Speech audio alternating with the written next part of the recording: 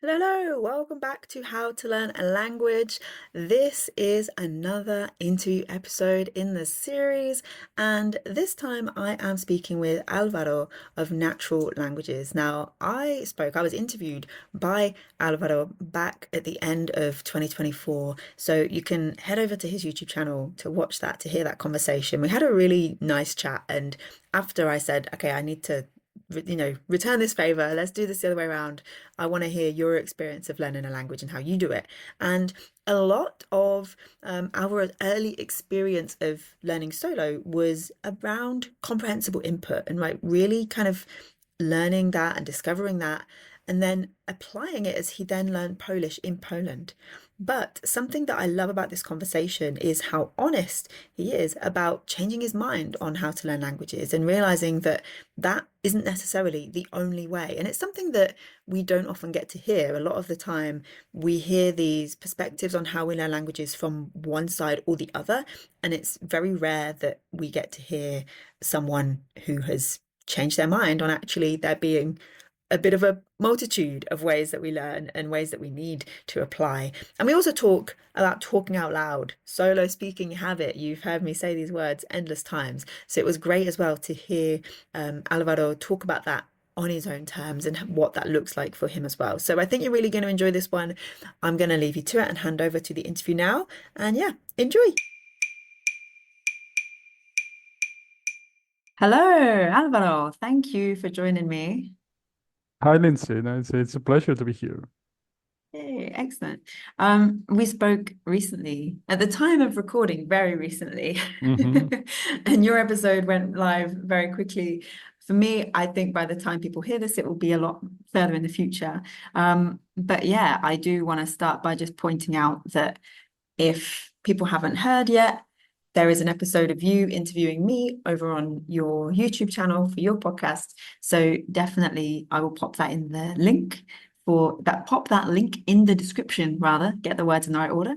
But yeah, today I want to talk about you and your approach to language learning because last time when we spoke um, on your YouTube channel was very, we talked a lot about me and things that I've experienced and my approach. And so I want to hear your side of the story as well and what it's been like for you. So yeah, fill me in on your kind of first language encounters and like, Okay. you know, where you came from, what languages Hmm. were around you when you grew up, all of that. Let's start at the very beginning of the story. Perfect. Like episode one. Episode one. Perfect. So I'm a native Spanish speaker, right? And from Spain. So I had English in like school, like primary school, high school, like throughout the whole education system.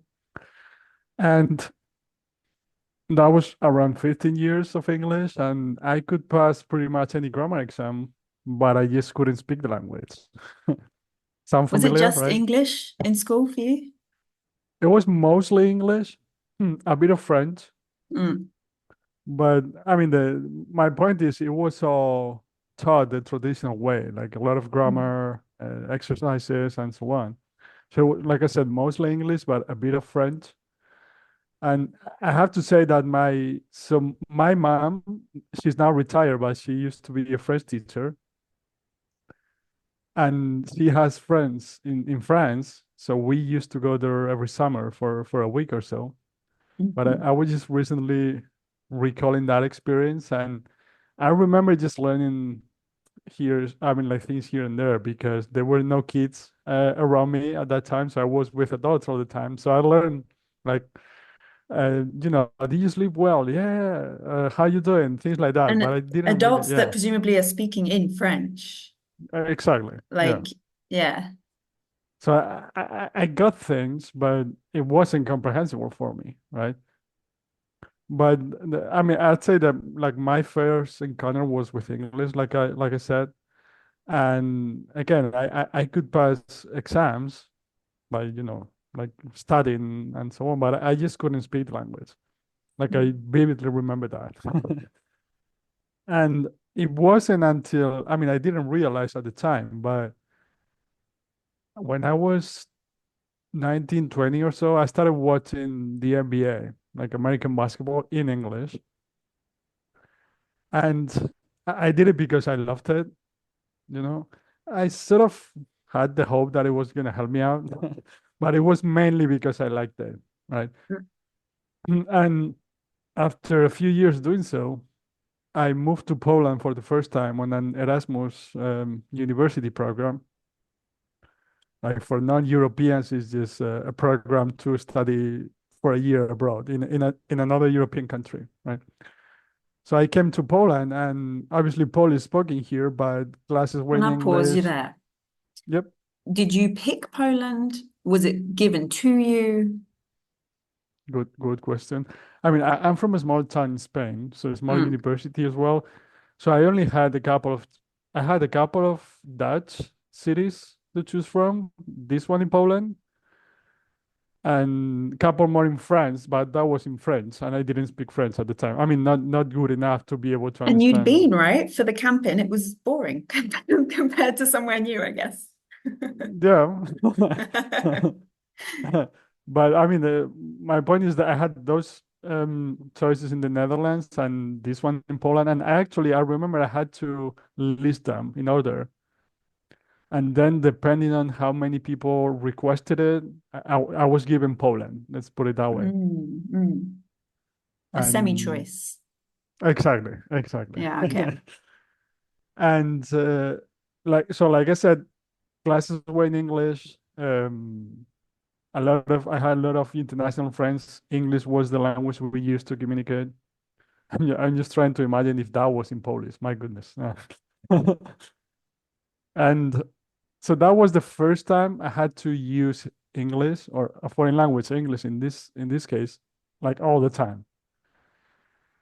And I remember actually being able to communicate as opposed to other of my Spanish friends, for example, who had the same kind of experience I had in school, but didn't have the MBA part that I talked about. Mm. And I didn't realize at the time, but like a couple of years later, you know, I always felt like I had a passion for languages, but because we all relate language learning with the school experience, it just wasn't fun at all. And to be honest, it wasn't working either, right? So I don't know. It's just like later I realized that I love them, but I started like researching a lot on how languages are actually acquired and things like that. And I came across Stephen Krashen and comprehensible input theories. And that was a game changer for me because I started to understand why it works with English with me afterwards, Mm. right? What it didn't work in school. And so that was the moment actually. So I quit my job. I started working on my project of teaching languages, I mean, teaching Spanish online, YouTube channel and everything. And yeah, and then from then I started learning other languages in the same way, like based on comprehensible input, just listening and reading I mean, resources that I could understand. That's the main idea, right? Like if you understand what you're listening to or reading, you're learning the language. We'll get into the second part of that later because recently I've been putting more emphasis on the speaking part Mm. because I believe that's missing a little bit in comprehensible input theories and so on. But that was a great like a breakthrough for me because I understood how the language mechanism works, if you will, and I started relearning French, Italian, Portuguese, because those were a little easier for me because I'm a native Spanish Mm. speaker and they're related. So I started from scratch, not with French, but Italian, Portuguese. I started from scratch, but not really because I'm a native Spanish speaker. You know what I mean? Like if you start from scratch with a language like Mandarin, you need someone to specifically create content for you or a teacher, things like that, right? But with Italian, Portuguese, I could start watching cartoons, simple things like that, and understand. Right? So that's a bit of the my language learning story in general. We can get to the specifics in a moment if you want. Like I what I do do. want. Yeah. Mm-hmm. Um, so let me get this straight. So English, a bit of French early on exposure, but not Mm-hmm. really learning. Then Polish, only when you Yep. moved to Poland, correct? Good. And then after that, would you say after the Polish, when it was like, oh, I can do this thing on my own, it doesn't have to Mm. be like school. Is that kind of realization of then thinking, oh, let me try French again, some Italian, some Mm-hmm. Portuguese. Good Yeah. question. I forgot about that little part because when I moved to Poland, like I said, my first year that university program, everything was in English. So I just learned like a few words in Mm. Polish, like how to order a beer, the Mm. curse words, most important stuff. And but it wasn't until then I came back to Poland again. So I came back to Spain to finish my studies and then back to Poland. Then I had traditional course in Polish. And that was the moment I started to realize that there's something not working here because again, it was like traditional way, like grammar exercises, memorizing things like that. But for a native Spanish speaker with English, French, you can kind of get away with it because they're similar or a lot of words you can understand, things like that. With Mm. Polish, which is a completely different language, I mean, still European, right? But when you compare it with Slavic, Spanish not or romance. Yeah, of exactly, course. exactly, like different grammar points, cases, masculine, feminine, neutral, things like Mm. that I started to realize, like, wait a moment, because we were learning those things like consciously, like any traditional course, right? So I started thinking like, okay, so if I'm walking down the street, I want to talk to someone, and I need to think, okay, so this specific word has this specific function in this sentence, so I need to use this case. If the word is masculine, feminine, or neutral, I need to change the ending. So I was like, what? But by the time I come out with the right answer, the other person is gone. A bit of a baptism of fire going from Romance languages and English, to be fair, to Exactly. then Yeah. Polish. I remember German for me was my first introduction to cases, and it was Mm. like, what? Excuse me, what? I do not comprehend what you are trying. I just didn't get it. And it Yep. took another student who thankfully lived local. Everything, like we said in your episode, everything I did was distance learning part-time. But thankfully someone was local and we met up once and I said, I just don't get this case thing. And she explained it to me in plain English, not in textbook grammar jargon. And I was like, okay, I see. But then, four cases, yes, masculine, feminine, neuter. But then Polish, there's a lot more to deal with, right? Than just four. It's They've like, got seven, if I'm not mistaken. Yeah. oh, that's really going in. Yeah. I mean, so that was the moment I realized that I wasn't going to learn that language the traditional way Hmm. because it's just so, like I said, so different, so much new information to take in.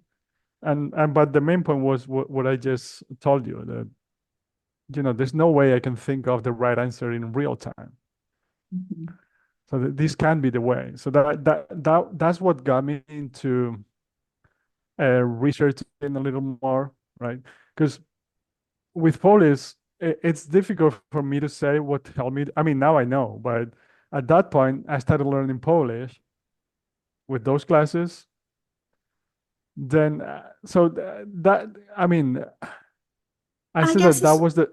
Mhm. sorry, I guess in the beginning, you were there for a year, right? And you thought it would just be a year Yeah, on the Erasmus. So that yeah, and it changes was your it was a perspective as year. Yeah. well. And that changes the way you approach a language. If you're thinking this, I'm going to live here for like nine Uh-huh. years, Right. you're going to approach it differently to if you're thinking, "No, it's just a year." Of course. Yeah, of Hmm. course. I mean, actually, I was gonna be there for a year, like you said, and I didn't actually try to learn the language that year because Hmm. everything was in English, like university classes, conversations with international friends, even with local people, just like little markets, things like that. You just learn the basics, and that's all you need. So what made you go back? So I mean, I love the experience, first of all, the country and everything. So after I came back to Spain, finished my studies, I came back to Poland with a scholarship for like an internship. So it was actually a scholarship from my um, hometown, what's it called? Like city hall. So it was a scholarship for like a 4 month internship at a company here. And the first 3 weeks before starting the internship was an intensive Polish course. Remember that? It was like 60 hours in 3 weeks. Yeah, so it was it was 4 hours a day. Yeah, Monday to Friday. Exactly. 60 How hours. was that? I mean, actually, I remember that I came here with three more people, three girls from my city. So it was the four of us. And I had a little background in Polish because of my year, right? For them, it was starting from scratch, completely scratch. So, Mm. I mean, I could understand more than they could, but I mean, we did some cool things like watching things, but mostly it was, like I said, grammar and things like that. So, I mean, that was intense, like I said. Mm. But that was the experience that made me realize that this can be the way to learn languages. Like what we're all used to, like learning grammar consciously, grammar exercises, memorizing words, and things like that. Right? So after those 60 hours, how did you feel? How much did you feel that you knew? Good question. So again, I don't like that approach. I don't think it's Mm. really helpful, but I'm not saying that it's completely useless. So you do learn things, right? Mm. But I would start using what I learned, but it was pretty simple. Like things like, "Hi, how you doing? I'm from Spain. I'm learning Polish, but my Polish not good." Like the moment the conversation would would Go off start to be a little, script. yeah, a little exactly, and a little more complicated, I'd be lost. Yeah. I have a question for you then. Do Hmm. you think that that 60 hours, could you have learned what you came out of that with in less time? Yeah, probably. Mm. Because yeah, I'm trying to remember that experience. Because the way you're describing it, like, hi, how are you? I'm from Spain. That is very much, lesson one, lesson two of Hmm. most courses, right? I feel like you can do that kind of stuff without 60 hours. Like, was it 60 hours of like, here's some new Polish, here's some new information to remember, cram, cram, cram? Or was it like, Yeah. we're going to revise, we're going to go over this, we're going to practice again? It was a bit of everything, but it was, yeah, they were trying to like put some more polish into it all the time, like new. But Mm, I mean, the main thing for me is that the fact that you're learning new things doesn't mean that you're gonna be able to use them, to apply them, right? That's right. that's one of the breakthroughs for me. Like, we can talk about many things, but I remember being able to say that because now that I'm thinking about it, we probably practice that at the beginning. So, they would teach us like, different tenses and grammar points. But probably, I'm trying to remember because that was like 10 years ago, 11. Mm, So probably we practice how to say that, how to actually say that. Like, I'm from Spain, I'm learning Polish, things like that. So that mm, stuck a little more. mm. But adding language or grammar points on top of the previous one, I was in contact with it, but that doesn't mean that I'm gonna be able to use it. Right. Every time you add a new layer, you started by practicing the first layer, the second layer, the third layer. So by the time you get to the new layer, like this stuff is solid because you've done it a million times. Hmm. But the newer stuff just doesn't get as much practice. I think that's really Right. common. Yeah. And also a lot of those early words are the things that you use the most. If you're being, if a course is good, you are going to use things like hello and thank you all of the time. So they are going to be Hmm. solid a lot quicker. But Right. yeah, I know I can really identify with what you're saying of like you think, okay, I'm going to add something new now, but you start with practicing the old stuff again, it's funny. Right. Yeah, and then it's so you're putting like grammar rules or whatever it is on top like that's the new language you're getting exposed to, but that doesn't mean that's the way we acquire the language. It's a bit Mm, of a artificial way to learn it, if you ask me. Like what I mean is, I don't know, everyone's favorite um tense in Spanish, for example, or in Romance languages is subjunctive, right? Things like that. So favorite. favorite, quote Yeah. unquote. So it's because it's difficult for most people to learn that. They try to consciously learn it, but that doesn't mean you're going to be able to apply it. That's like I said, that's one of the breakthroughs for me. Like learning a specific parts of the language doesn't mean that then you're going to be able to use them, right? Mm, So what comprehensible input theories taught me is that, like I said, we learn language by listening and reading. We'll get to the second part later. We'll get to the output part, I mean, because I've changed my mind in that sense. Um, but if you don't listen to the language and read the language, um, like comprehensible resources, of course, and you because you need to understand it, otherwise it's just noise, right? If you don't do that, it's like the language not getting in your head to use simple words, right? Like you can learn the rules consciously, but the language is not in your head yet.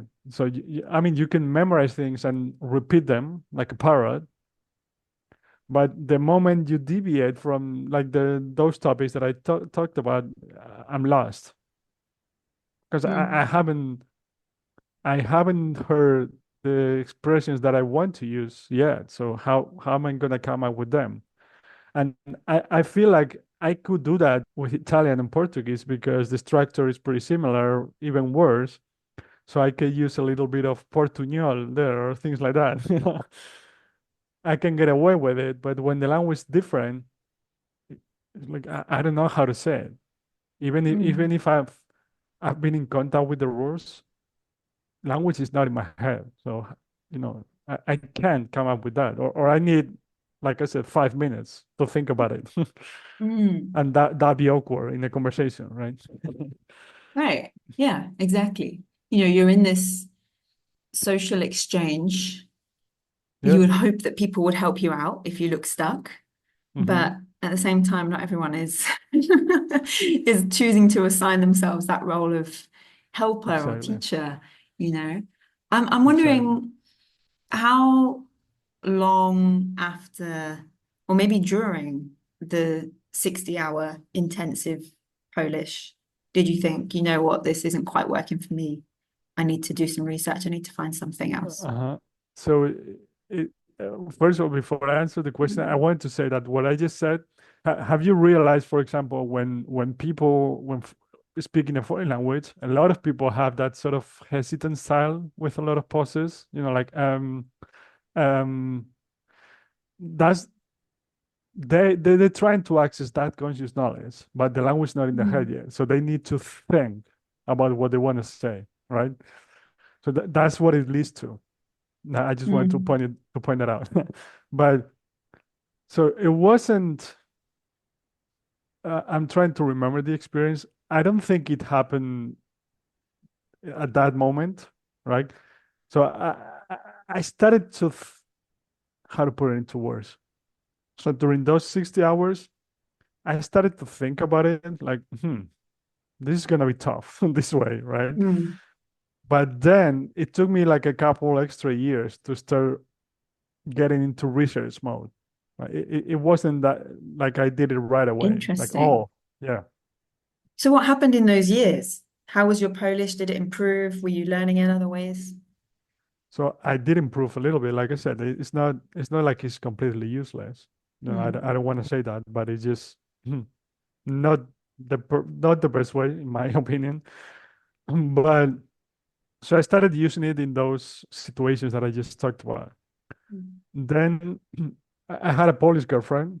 We Mm. communicated in English, but with her family, they didn't speak English, so a little, I was exposed to the language. It wasn't easy at the beginning, but that was real exposure to the language. And in those situations, they do adjust a little bit because like the first time they don't. And when they realize that some of your answers don't make sense, because sometimes you're like, yeah, yeah, yeah. But sometimes the question doesn't require a yes as an answer. So you're like, okay. So, in their heads, they're like, okay, he didn't get it. So they started to adjust. So that was I was in contact with the language in real situations, uh, and that was helping me a little bit, you know.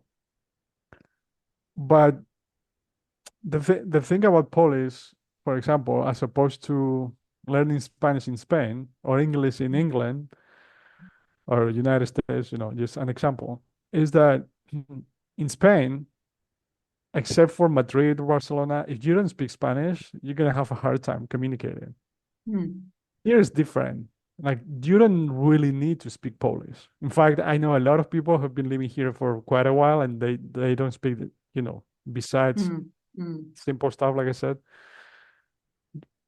you don't really need it. If you know how to, buy things, supermarket and basic things, you're good because especially young people, but most people can communicate in English to some extent. So you don't really need it. So, I was hoping to get better, but it was going slow. Sometimes I felt like, oh, I'm never gonna learn this language because it was so different. It was just little by little. I wanted to learn the language, but I knew it was gonna take me a long time. But it was actually like my last year of being in an office job that I hated it so much that I actually, when I had some free time, I started to realize that I was looking for ways to learn languages. Mm. So that was like a hint for me, like, maybe Wait, you're interested in languages. you say languages, so not necessarily Polish. Yeah, It was like like a wide curiosity. yeah, like language theory, like understanding how to learn languages, Mm, mm, mm, right? Because so Polish was the experience, right? Like the real experience, but I feel like I could enjoy that. And I'm trying to remember what I felt, but it didn't happen overnight. It's like a long process, but it was a combination of hating my job and realizing that whenever I had some free time, I was like researching like how do you learn languages? What's the best way to learn languages? And I remember watching a ton of YouTube videos, mm. and And it wasn't everything like I said. conflicts. Oh, I Once mean, you really go down that online rabbit hole of it, like, oh, yeah, you've got people telling you that you can start speaking from week one, like hacks and tricks and things like that. Yeah, it's difficult to. So when you have no idea, when you've been exposed to one way of learning languages your whole life, which is mm, what most people, that's the way most people learn languages or try to learn languages, to be precise, right? Is that first of all, there's no alternative, right, in your mind. Then you start consuming content. And I remember watching some videos in which people talked about how to learn the language in a month, things like that. And that's so dangerous for me because Um, like, I mean, to me, that's impossible now, to learn a language in a month. I'm just using a month as an example, but in a really short time. Yeah. But it's dangerous because when you're trying to understand how it works, you're not really an expert, let's put it that way. When someone's telling you to do this and that, to learn a language in a month, then you go apply it and it's not working. It's not working because it's just impossible to learn a language in a month, not because there's something wrong with you. But you look at your failure and the fact that it's supposed to be working for them, like what's the variable? What's left there? What's the difference? It must be me, right? That's why a lot of people think that they're not talented for languages, that it's never gonna work for them. And I understand it. It's how it makes you feel. So Yeah. that's why I am super passionate about languages, but I'm kind of obsessed with understanding how it works and communicating it in a real way, like being real about, oh, it's gonna take you years, not months. Mm, First of all, and mm. things like that. Just yeah, like I said, being real about it, like honest. So yeah. I'm just, you've articulated that so well. I talk about this a lot in terms of, I mean, YouTube and the internet really is very much an extension. And in some ways, I really like that you use the word dangerous. I think that's quite appropriate. In some ways, more dangerous than what we might think of. I always talk about it in terms of the cover of a course book, using words like quick and easy and simple, Mm, complete. No insert thing you hate from school here, right? No textbook, no grammar. hmm That's a big hmm one. No grammar. Like, hmm and that has the same effect when you then think, oh, well, the book says this is everything I need. This is complete. The book says this is quick and easy. The book says, hmm I don't need any grammar. Well, okay, well, let's go. Oh, it didn't work. Oh, I'm the variable. I must be the problem. Yep. And it really sucks. Like, It does. because there is no one method, there is no one system or way or hmm like hack, whatever you want to call it, that works across the board for everyone. The only thing that works is exactly what you're saying, learning how to learn for yourself so hmm that you know and you can apply like, oh, well, actually, hang on, let's be quite like neutral about this and not judge myself in the sense of that worked for that person, but I know the type hmm of person I am, the type of learner I am, how much time I have, whatever the variable, I know that that's not going to work for me. No guilt, no shame. I can move hmm on with my life. You know? Yep. Yeah. How did you Yeah. how did you avoid getting stuck in that place? Because I think that is a place that a lot of people get stuck in. Yeah. So, like I said, I'm like the combination of realizing that I really wanted to understand it and that I hated my job. Maybe, I mean, like just persevere a little longer. I don't know how to explain it. So I came across Stephen Krashen's theories, comprehensible input, and I think this part is very important because I do believe in overall principles that are going to help, but when I came across his theories, I actually, like I said, quit my job, started my project. But before I started it, I went to a couple of workshops in France, actually, where so there's an American teacher who lives in France, and she started a workshop, a conference for language teachers from all over the world who understand language teaching this way. Like I said, comprehensible input. So listening and reading is the most important. Yeah, one is comprehensible, like I said. So that helped me understand how to teach the language, Spanish in this case, right? But any language in general. And I think this is important because when when I started that process, because that was such a breakthrough for me, it was like, oh, now I understand how it works. I was like all in on comprehensive input, like all input, both for myself as a language student and my students.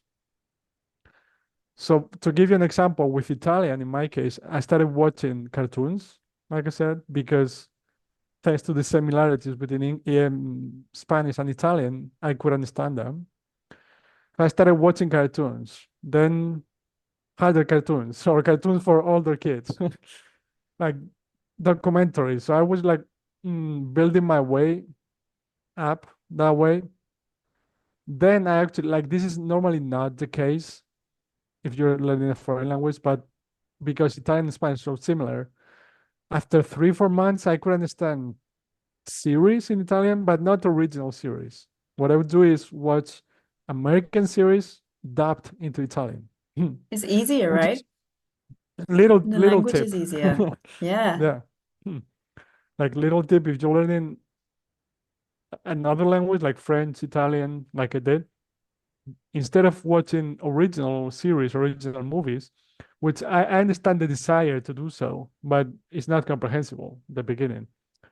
So what I did was, and you can do this on Netflix and like change the audio and things like that.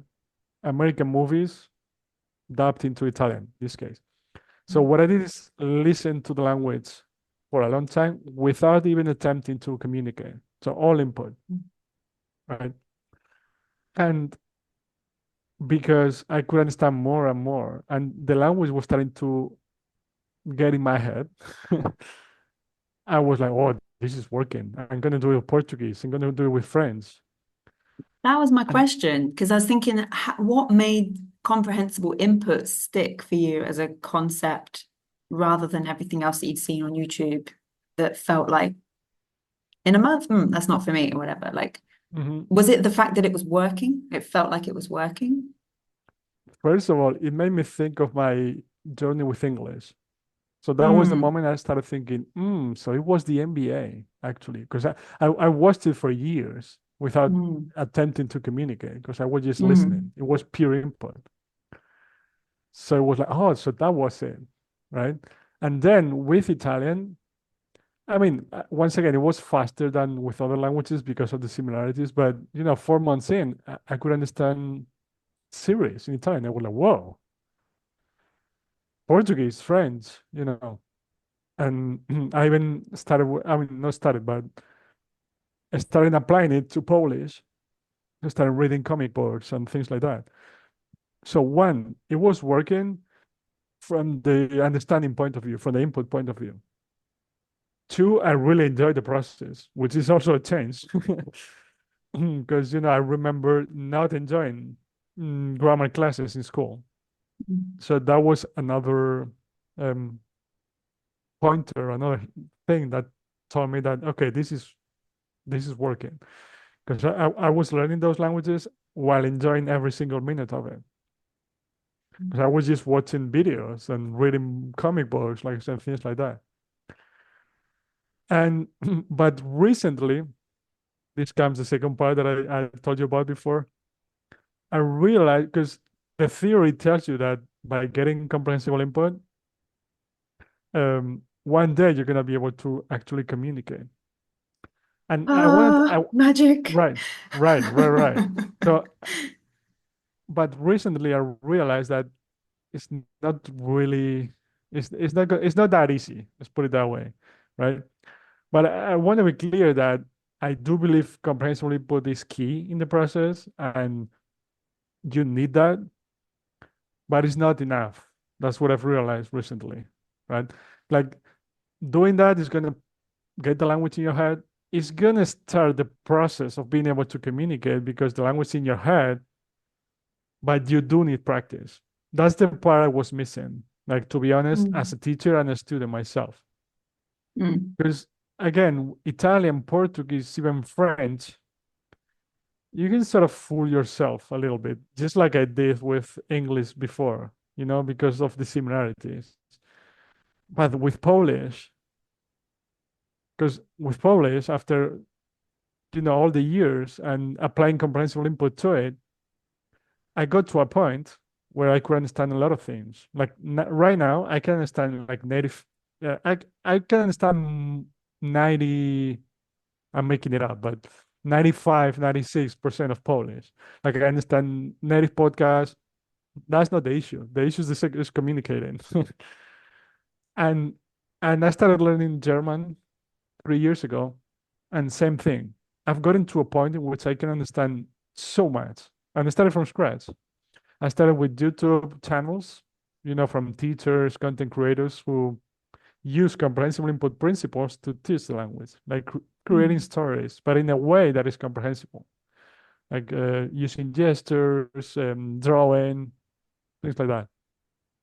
So I've gotten my German to a point in which, again, I can understand native podcasts, not all of them, like, but I can understand a lot.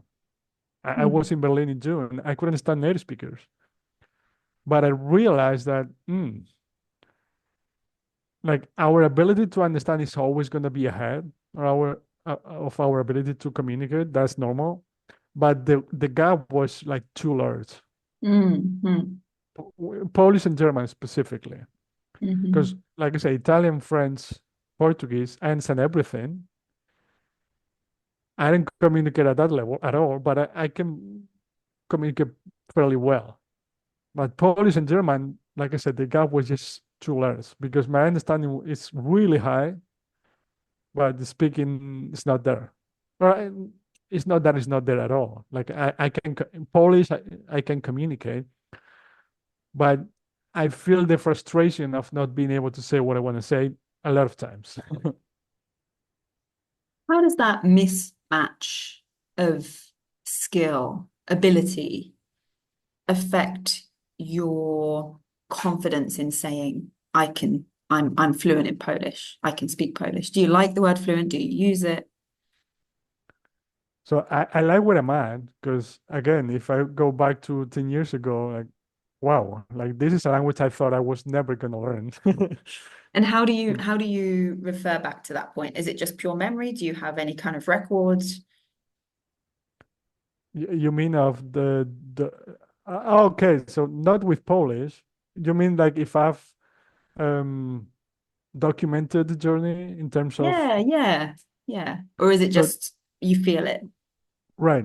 So not with Polish because like I said, with Polish I started before I got into when I came across comprehensible input, started my projects and so on.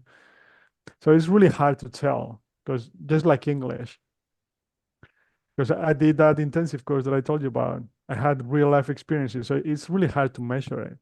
But with Italian and German now, I did like documenting, like, okay, so I'm watching an hour video, write it down. Like the time is taking me, right? And so to give you an example with German, I've been listening to German for around 12, 1,300 hours. Like I said, like YouTube videos, reading, and so on. And like I said, this is my ability to understand, but this is my Mhm. ability to communicate, right? And yeah, I was going to say something that I'm sure most people can relate to is that after, I don't know, 600, 700 hours of listening to German, it's like the language was starting to get in my head. So I would start to build sentences in my head or imagine conversations in the language. But the way you picture them in your head, and then when you actually try to say those things out loud, wow, that's so different.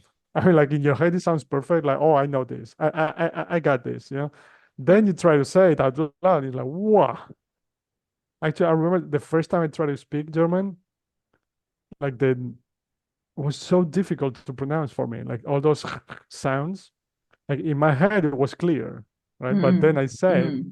I was like, wow, like nicht echt. Oh, wow. So, little things like that got me thinking to like, maybe practice necessary, you know? Mm. It's the physicality of it. It's the feel of a language in your mouth. Like you talked a bit about Portuguese. Portuguese, even though it is not my strongest language in terms of hmm how much I understand, how many words I know, etc., etc. But I love to speak it because it feels nice. Do you know hmm what I mean?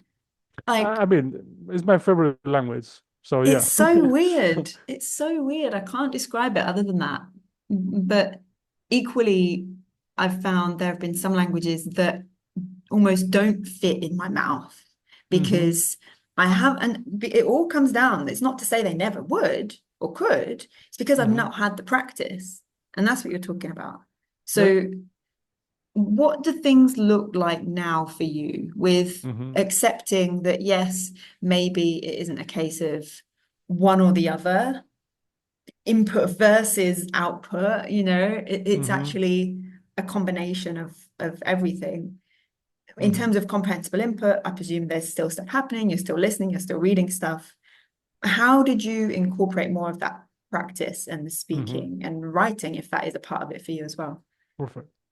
Yeah, so before I answer the question, what you said that you haven't practiced it yet, and also, the nature of certain languages and your own native language, you're gonna have like I don't know, for example, those sounds in French, they don't come natural. I don't know, but Mm. Italian is not a problem when it comes to pronunciation, for example, for me. So For you, it's gonna change.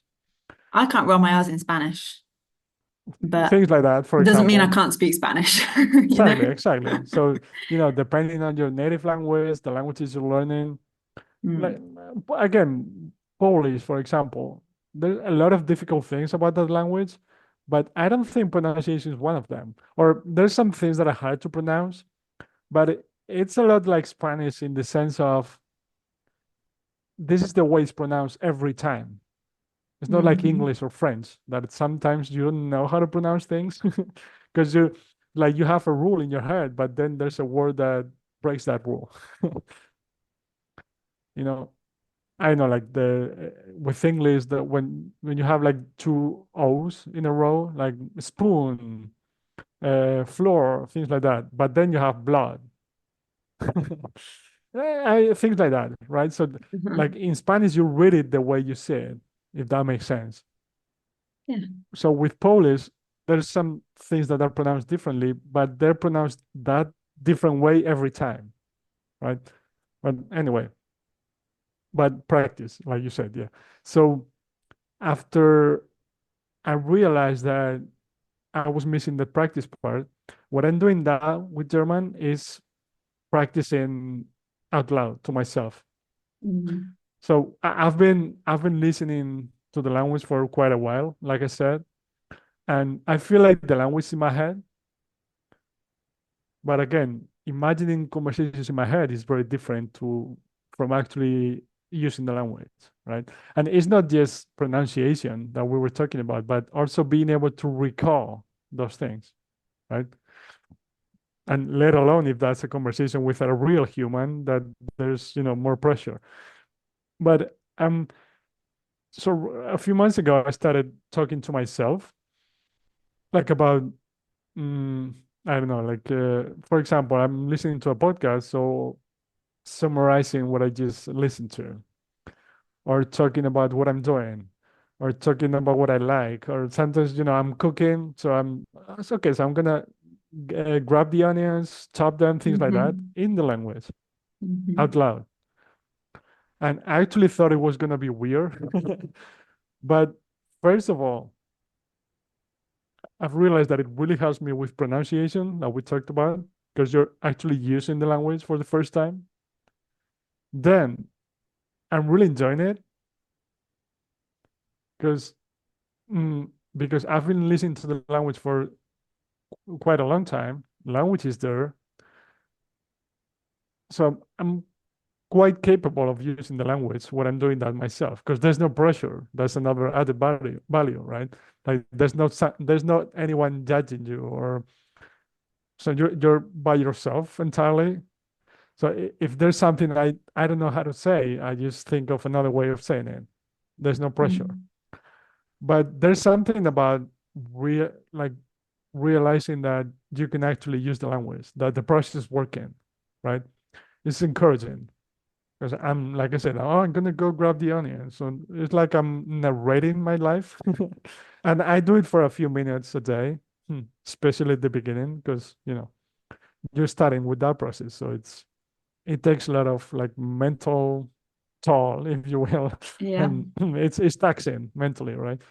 Yeah. But it's really it's I mean it's been I've enjoyed it a lot, and it's really satisfying is the word. Yeah, because you realize that you can actually use the language, right? So things like that, and I'm thinking about when to start communicating with actual humans, like not just talking to myself out loud, but because obviously that's the next step. That's one of the problems is if you go from just input to the real world, it's it Mm, is too much of a transition, right? mm, Because you go from comfortably sitting on your couch and listening to the language to having to use it with natives or non-natives, but in real time where you don't have time to think about it, mm, with the pressure of feeling judged. That's in our head most of the time, but but it's higher pressure situation than just talking to yourself. So I feel like it's a nice stepping stone when it comes to bridging the gap between just input and the real world, you know, mm. because it starts the Absolutely. process of of output in a comfortable situation, right? Yeah. Solo speaking habit. I think we spoke about this We in the did. episode on your show. Yep. Yeah, it is. It's a thing that is so often ignored because we are almost in a rush to get to Mm, that finish line of being able to just speak with people that yep. we don't, Mm, it's almost like we don't want to put in the work or we don't think we have to. We think maybe we can get away without doing it, you know? yep. We can just Yep. go out and speak and it'll be fine. And it might be fine, but it could be better. hmm You know? Yeah, and then there are personal differences as well. Like there's people that don't Yes. care and they just start speaking to other people and I mean probably they do care to some extent, but not as much as other people.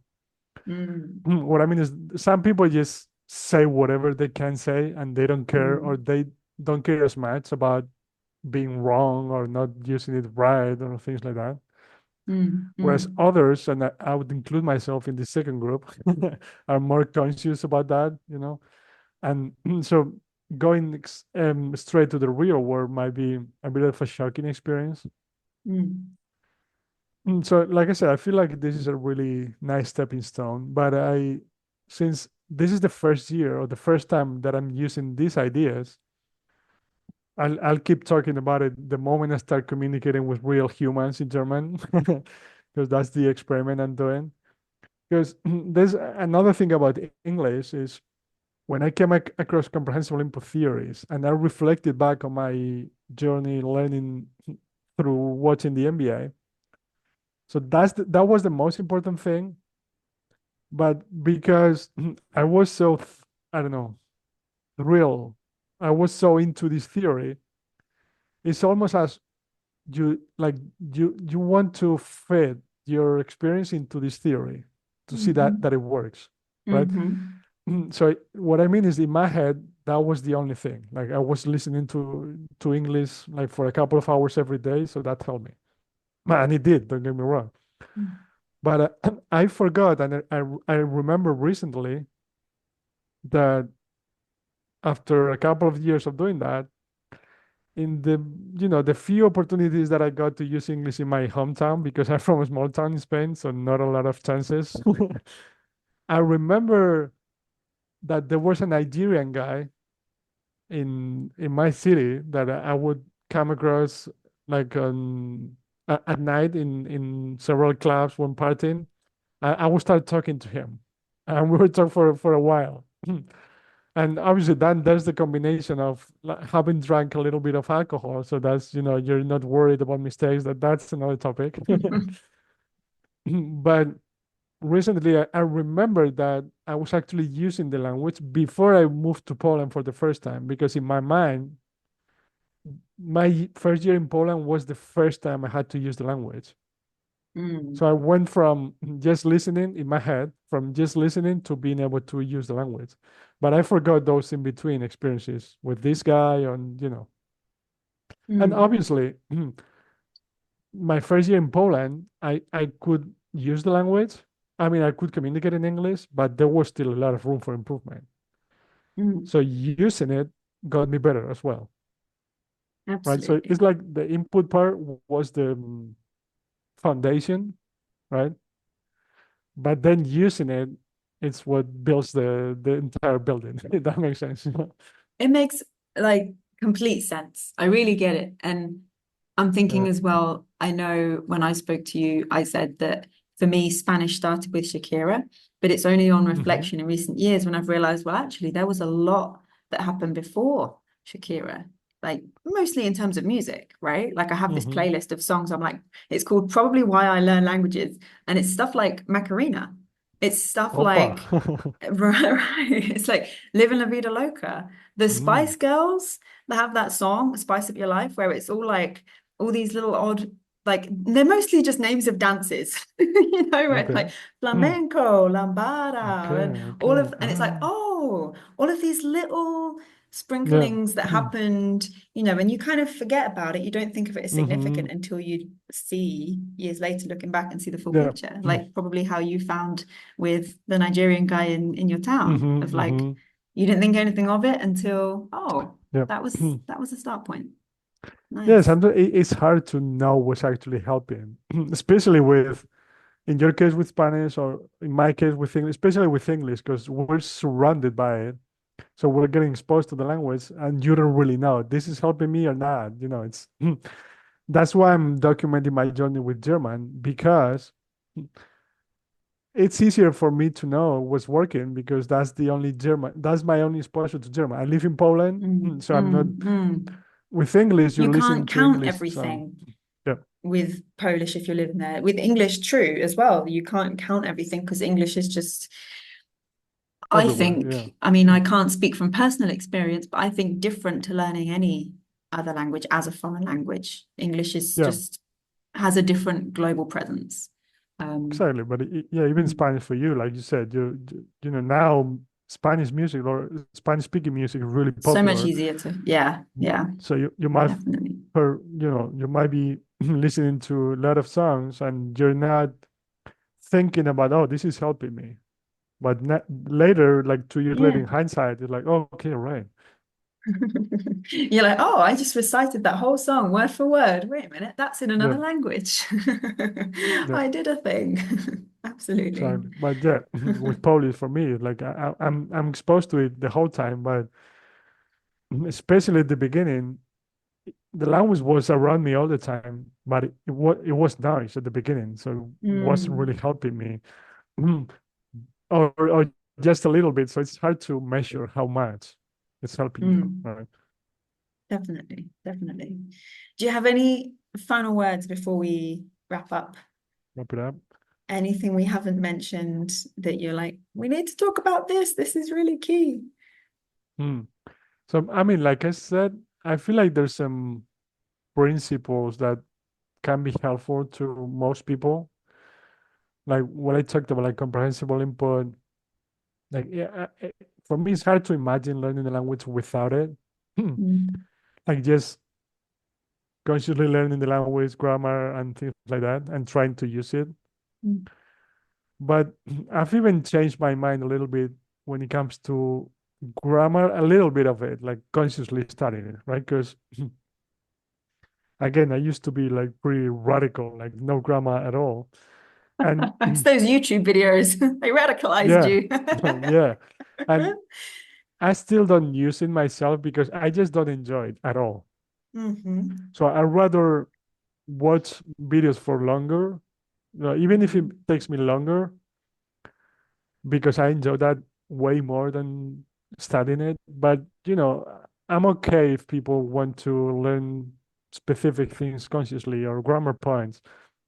I'm okay if that's not the focus point of your language journey, right?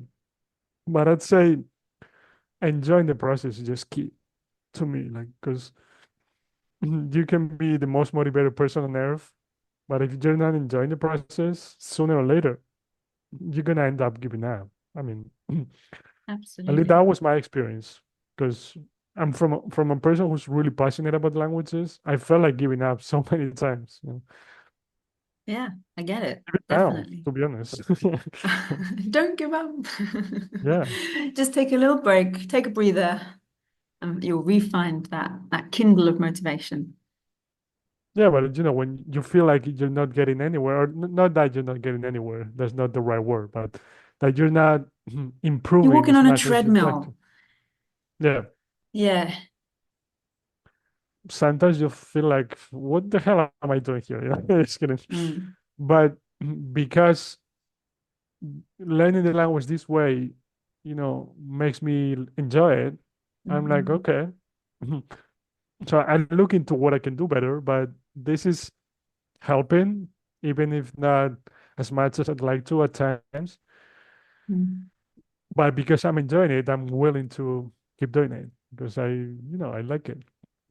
Like in German, now that I can understand native podcasts, it's pretty much what I would be doing in my own native language. So, it's That's enjoyable. awesome. Alvaro, I want to thank you for being so honest and for being brave enough, essentially, to admit, you know what, I've changed my mind on some things. Like that, Uh-huh. I think is really huge and it's very difficult for us to do. So thank you for that. And thank you for sharing your story across various different languages and different experience with them all. Hmm. Where can people listening or watching find out more about you? So, well, my pleasure. First of all, it's it was nice to be interviewed because I'm usually on the other side, so it's like, nice. Right, that's why I wanted to ask you. Yeah. But yeah, I'd say, you can go to my YouTube channel, Natural Languages, where actually I started posting stories and conversations to teach Spanish through comprehensible input, Mhm. yeah, on my channel. But then I realized that um, how to put it into words, like helping people understand how the language process works, it's really what most people need. So I started a podcast interviewing people, trying to, understand it myself, like, how the language process Mm. works. So yeah, that's on my channel, natural languages. And recently I started Natural Spanish, which is the channel in which I just share like stories, games, things like that to learn Spanish in a in a more relaxed way through comprehensible Excellent. input. And yeah, so that's recent, but I'd say Natural Languages is the main channel. No.